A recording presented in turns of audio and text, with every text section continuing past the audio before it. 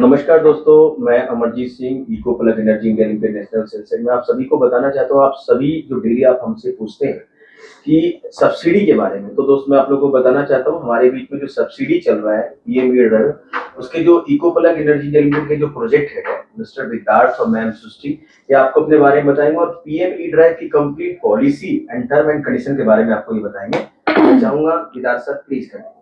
तो मेरा नाम विधात शर्मा है। मेरी सह साथी जो है वो सृष्टि जी है। तो हम दोनों इस सब्सिडी प्रोग्राम के ऊपर काम कर रहे हैं। ये सब्सिडी गाइडलाइंस एक्चुअल में ये गाइडलाइंस है operational guidelines for electric vehicle public charging station, जिसके अंदर पीएमई ड्राइव इसको कहते हैं हम। पीएमई ड्राइव के अंडर में ये जो आती है मिनिस्ट्री ऑफ हैवी इंडस्ट्रीज के अंडर में ये आती है। अब इसके अंदर सब्सिडी प्रोग्राम ये है, पहली बार लॉन्च हुआ है ये।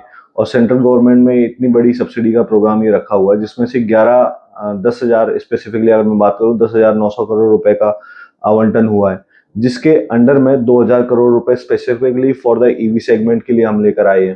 चार्जिंग स्टेशन लगाने के सेगमेंट में लेके आया है। इसकी जो इम्प्लीमेंटिंग मिनिस्ट्री है वो मिनिस्ट्री ऑफ हैवी इंडस्ट्रीज है। गवर्नमेंट का डेटा कहता है कि इस समय इंडिया में 77,000 चार्जिंग स्टेशन जो है डीसी चार्जर्स है उस पर डेफिसिट है।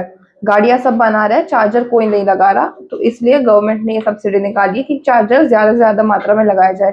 ये subsidy all over India valid है। कश्मीर से लेकर कन्याकुमारी तक आपको कहीं भी लगाना हो आपको सब्सिडी मिल सकती है। और मोस्टली सवाल ये आ रहा है सबका कि एसी चार्जर्स के ऊपर भी मिल रही है, डीसी चार्जर्स की सिर्फ मिल रही है। हालांकि गाइडलाइंस में सिर्फ चार्जर लिखा हुआ है, electric vehicle public charging station. तो पब्लिक चार्जिंग स्टेशन में आपका एसी भी आता है और डीसी भी आता है, तो दोनों काउंट होगा। इसका जवाब यही है कि दोनों के अंदर आपको सब्सिडी मिलेगी, बट डिफरेंट डिफरेंट लेवल्स है या सेगमेंट जिनको कह लूँ, या मैं किलोवाट कह लूँ कि इतने किलोवाट से लेके इतने किलोवाट तक इंफ्रा के ऊपर सब्सिडी इतनी मिलेगी, प्लस आपकी मशीन के ऊपर इतनी सब्सिडी मिलेगी। और मशीन आपका सब्सिडी का डिसबर्समेंट जो है वो 2 फेज में होगा। पहले फेज में आपको 70% मिलेगी, दूसरे फेज में आपको जो है 30% मिलेगी। पहले फेज में कब मिलेगी? जब आपका इलेक्ट्रिसिटी में जब आपका डीएन बढ़ जाता है, उसके बाद आपको जो है आप अपना क्लेम कर सकते हैं सब्सिडी। और दूसरे फेज के अंदर में क्या होगा कि जब आपका मशीन पूरा का पूरा रेडी हो जाएगा, रेडी होने के बाद पूरा आपकी टेस्टिंग वेस्टिंग ऑल डन हो जाएगी। एक यूनिफाइड हब सेगमेंट है गवर्नमेंट ऑफ इंडिया का, जिसके अंडर में सारे चार्जर्सों को ओसीपीआई के थ्रू जोड़ा जाएगा। उनके अंडर में जब ये चीज आपका ओसीपीआई हो जाएगा, उसके बाद आप जो है 30% सब्सिडी को क्लेम कर सकते हैं। ठीक है। अब सृष्टि आपको जो है बताएगी कि कितने किलोवाट से लेके कितने सेगमेंट के अंदर कितनी कितनी सब्सिडी मिलेगी। यस, तो इसमें 3 अलग अलग सेगमेंट है। गवर्नमेंट का फोकस यही है कि ये जो चार्जर्स लगे वो हाईवेज पे लगे, सिटीज में लगे, जो डेंसली पॉपुलेटेड एरिया है जहाँ पे ईवी गाड़ी ज्यादा है वहां चार्जर्स लगे। तो अगर सेंट्रल गवर्नमेंट या स्टेट गवर्नमेंट प्रीमाइसेस पे लगाएंगे हम, जहाँ पे गवर्नमेंट रेसिडेंशियल बिल्डिंग्स हो गई या गवर्नमेंट हॉस्पिटल्स हो गई, जहाँ पे कोई भी फ्री पब्लिक एक्सेस हो, 24 घंटे में कहीं भी आ जा सके लोग, वहां पे दोनों पे इंफ्रास्ट्रक्चर पे और जो चार्जिंग स्टेशन है दोनों पे 100% सब्सिडी मिलेगी। फिर दूसरा आ गया, जैसे कि गवर्नमेंट अंडरटेकिंग्स आ गई, जैसे कि एयरपोर्ट पे लगा दिया या फिर मेट्रो स्टेशन पे लगा दिया या फिर म्यूनिसिपैलिटी के पार्किंग्स पे लगा दिया, तो वो उस सिनारियो में आपको 80% इंफ्रा पे मिलेगी सब्सिडी, और जो स्टेशन होगा, जो मशीन होगा उस पर 70% मिलेगी। और थर्ड हो गया प्राइवेट लैंड्स पे। अगर आपका हाईवे के पास कोई ढाबा है, प्राइवेट है वो, या फिर कोई स्ट्रीट पे लगाना चाहते हो या फिर कोई मॉल में लगाना चाहते हो, वहां पे इंफ्रास्ट्रक्चर पे 70% सब्सिडी मिलेगी। वहां गवर्नमेंट गाइडलाइंस के हिसाब से जो जो मशीन है उसके ऊपर सब्सिडी नहीं मिलेगी।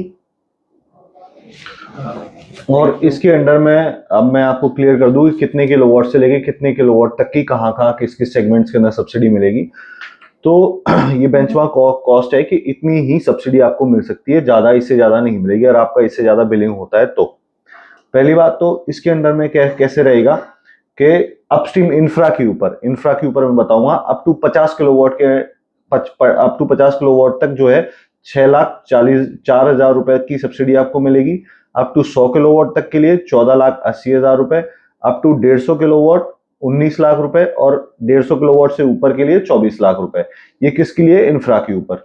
अब अगर मैं मशीन की बात करता हूं तो मशीन के ऊपर अप टू 50 किलोवाट तक जो है 7.25 लाख रुपए, अप टू 100 किलोवाट 11.68 लाख रुपए। बाकी 240, 360 या 480 या उससे ज्यादा डिस्पेंसर या कुछ भी आप कह लो, उनके ऊपर नहीं है। क्यों नहीं है? क्योंकि उनके लिए जो है आपको मल्टीपल मशीन हो सकता है लगानी पड़े, हो सकता है आपको एक डिस्पेंसर लगाना पड़े जिसकी कॉस्टिंग अलग अलग सर ये डिस्पेंसर क्या होता है? डिस्पेंसर ये होता है सर कि एक सेंट्रलाइज सिस्टम होता है, सेंट्रलाइज यूनिट होती है जिसके अंडर में क्या होता है, डिफरेंट डिफरेंट नोजल्स निकली हुई होती है, अलग अलग नोजल। मतलब एक सिंगल गन निकली हुई है, दूसरी सिंगल गन, तीसरी सिंगल गन, चौथी सिंगल गन।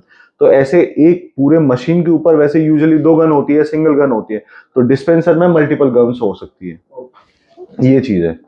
ये जो सर ने बेंचमार्क कॉस्ट दिखा है अभी बोलिए, वो सिर्फ रेफरेंस के लिए है। हम जो सब्सिडी का इको प्लग जो सब्सिडी का प्राइस निकालेगी, जो मशीन का प्राइस निकालेगी, वी विल मेक श्योर कि ये बेंचमार्क कॉस्ट के अंदर ही हो, तो आपको मैक्सिमम बेनिफिट मिल सके। और इसके लिए अब कोई सबको डाउट ही आता है कि प्रोसेस कैसे होगा, कैसे नहीं होगा। तो सबसे पहली बात तो इसकी केवाईसी जो है आपको खुद को करनी पड़ेगी। वो केवाईसी का पोर्टल वगैरह हम सारी चीजें आपको क्लियर कर देंगे। आपके लिए डॉक्यूमेंट्स कौन कौन से रिक्वायर्ड होंगे, कौन कौन से नहीं होंगे, बिलिंग हमारी तरफ से होगी। जो भी आपको रिक्वायरमेंट होगी वो हम आपको सारी चीजें प्रोवाइड करेंगे, हम आपके साथ चलेंगे। बट वो करना आपको पड़ेगा। हम आपकी करेंगे, कैसे प्राप्त होगा, कैसे नहीं होगा, वो सारी चीजें हम आपको बताएंगे, बट वो करना आपको होगा।